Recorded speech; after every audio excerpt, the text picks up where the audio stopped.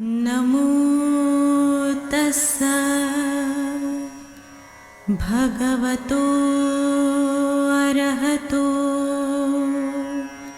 सम्मा संबुद्धस्सा। बुद्ध और उनका धम्म, बाबा साहेब डॉक्टर अम्बेडकर द्वारा रचित इस कालजयी रचना संसार में आप सभी का स्वागत है। आप जानते हैं कि इस समय हम लोग बाबा साहेब डॉक्टर अम्बेडकर द्वारा मूल रूप से अंग्रेजी में रचित बुद्धा एंड हिज धम्मा इस ग्रंथ का ये हिंदी अनुवाद आप तक पहुंचा रहे हैं। हमने पिछली कड़ी में देखा कि राजकुमार सिद्धार्थ अनुमान नदी के तट को पार कर इस तरफ से ही छन्न और कंथक वापस कपिलवस्तु के लिए लौट गए और सिद्धार्थ गौतम कपिलवस्तु की सीमा के पार चले गए। कंथक और छन्न दोनों को देखकर और उनके साथ राजकुमार सिद्धार्थ को ना देखकर पूरा राजमहल, पूरे कपिलवस्तु निराशा में खो गई और ये निराशा के गर्त में जो चली गई तो वहां लोग फूट फूट कर रोने लगे, जोर जोर से विलाप करने लगे। लेकिन अब यहां से बात आगे बढ़ती है। यह है प्रथम कांड का दूसरा भाग और दूसरे भाग का ये पहला अध्याय जिसे बाबा साहेब ने लिखा है सदा के लिए अभिनिष्क्रमण इस शीर्षक के साथ। और इसका ये पहला अध्याय शुरू होता है कपिलवस्तु से राजगृह। आपको थोड़ा सा याद दिला दें कि जैसे मूल रूप से बाबा साहेब ने इस अंग्रेजी ग्रंथ की रचना की तो इसमें कहीं भी फुटनोट्स नहीं थे, लेकिन जब ये बाद में हिंदी में आया तो इसमें कुछ फुटनोट्स मिले और उसके आधार पर यह कहा जाता है और आप भी इसे चेक कर सकते हैं। जिन जिन लोगों को संदर्भ देखने का बड़ा इच्छा होती है तो वो संदर्भों को देख सकते हैं कि ये अश्वघोषकृत बुद्ध चरित्र से लिया गया ये चैप्टर है और ये बाबा साहेब के मन का नहीं बल्कि बौद्ध साहित्य से जो बात परंपरा से चली आ रही है उसके आधार पर बुद्ध और उनका धम्म इस ग्रंथ में बाबा साहेब लिखते हैं। बाबा साहेब लिखते हैं कपिलवस्तु से राजगृह, इस शीर्षक के साथ ये अध्याय शुरू होता है। बाबा साहेब लिखते हैं कि कपिलवस्तु से निकलकर सिद्धार्थ गौतम ने मगध राज्य की राजधानी राजगृह जाने का विचार किया। अब राजकुमार सिद्धार्थ के मन में अलग अलग विचार चल रहे हैं। उन्होंने शाक्य और कोलियों का वो युद्ध है उसे टालने के लिए कपिलवस्तु को छोड़ दिया, देश से बाहर चले आए, घर से बेघर हो गए और अनुमा नदी को पार करने के बाद कपिलवस्तु से भी बाहर हो गए।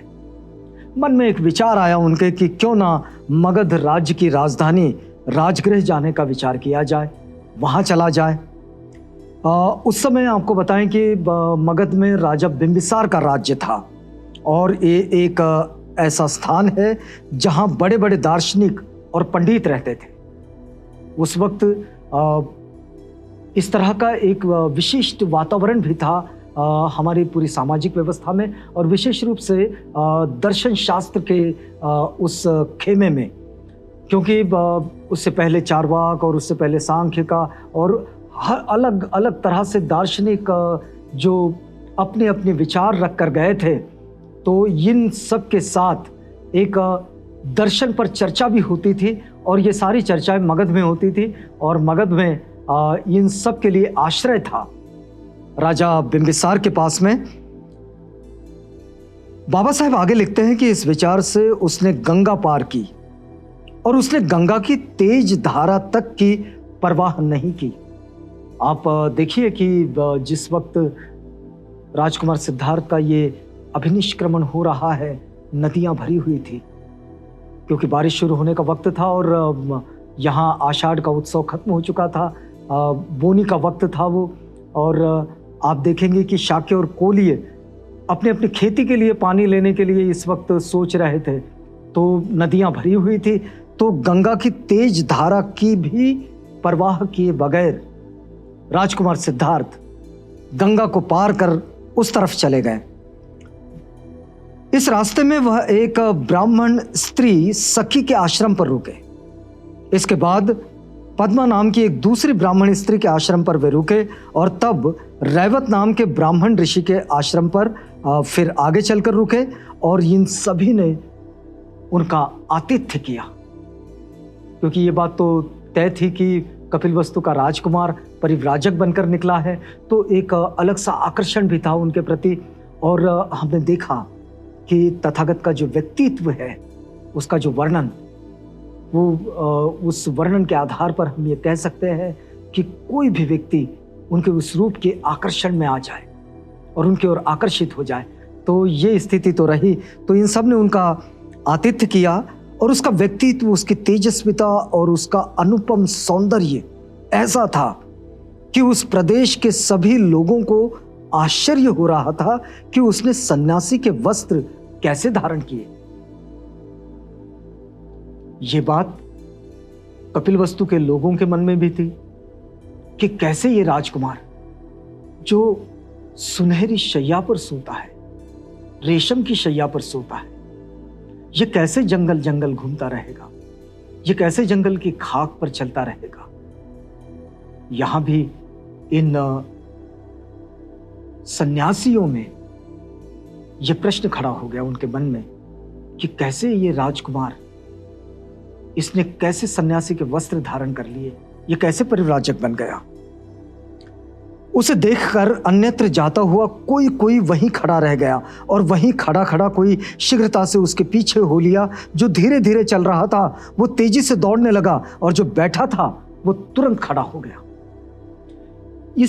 इस पूरी घटना से हम ये समझ सकते हैं कि राजकुमार सिद्धार्थ का जो एक व्यक्तित्व है, उनका जो पर्सनालिटी है, वो कितनी आकर्षक रही होगी कि जिसके कारण जो बैठा है वो तुरंत अपनी जगह पर खड़ा हो गया। जो धीरे धीरे चल रहा था वो तेजी से उनके सामने जाकर उनको देखने की कोशिश में लग गया। और इस तरह से ये सब उनके सामने, कुछ ने तो उसे हाथ जोड़कर नमस्कार किया और कुछ ने सिर झुकाकर आदर प्रदर्शित किया और कुछ ने उसे प्रिय वचनों से संबोधित किया। कोई एक भी ऐसा नहीं था जिसने उसके प्रति अपना आदर का भाव ना दिखाया हो। ऐसा कोई भी नहीं था कि जिसने इस परिव्राजक सिद्धार्थ के लिए, परिव्राजक सिद्धार्थ गौतम के लिए आदर का भाव न दिखाया। जो रंग बिरंगे कपड़े पहने थे उन्हें उसे देखकर संकोच हुआ।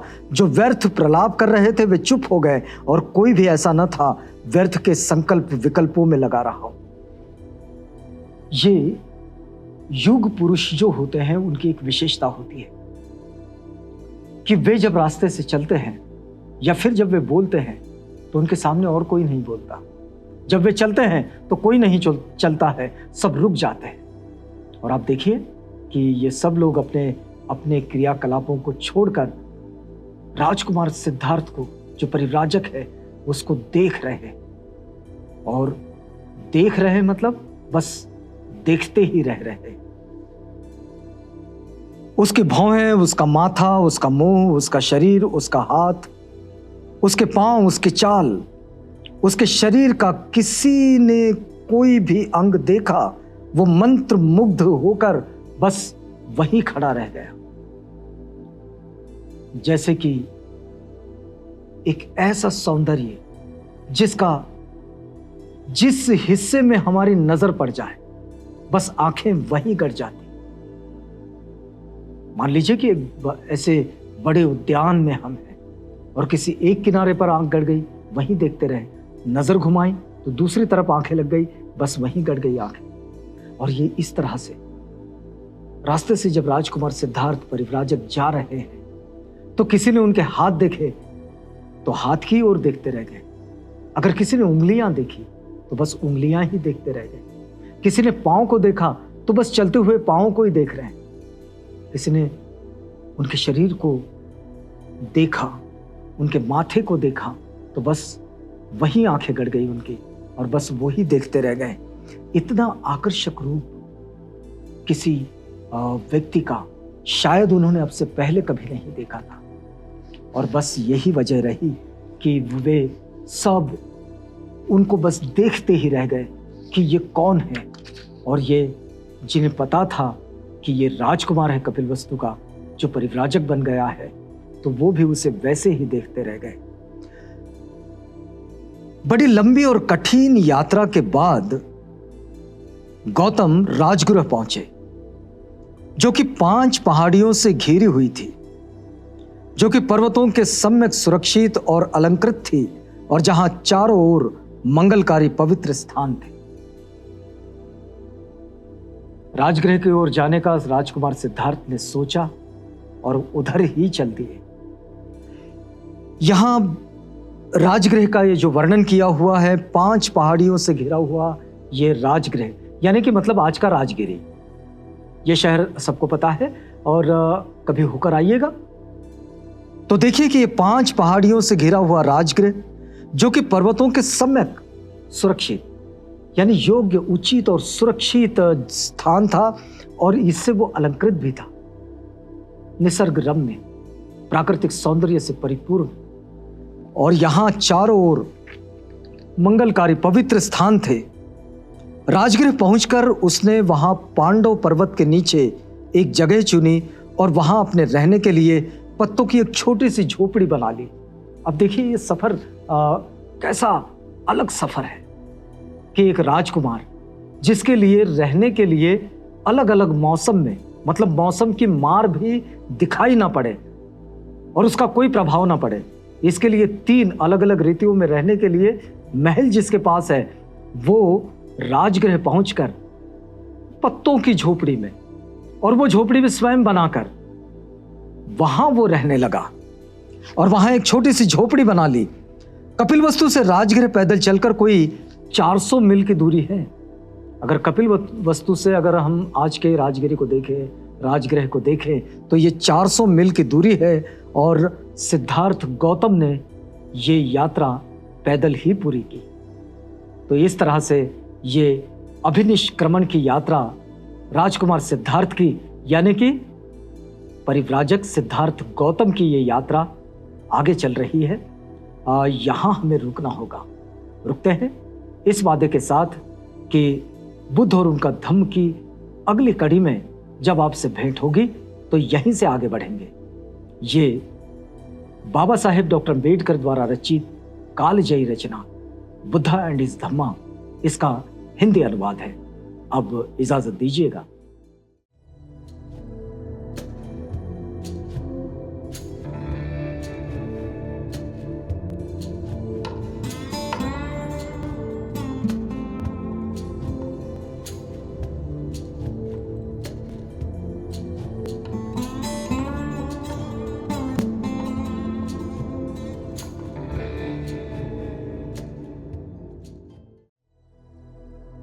बुद्ध और उनका धम्म।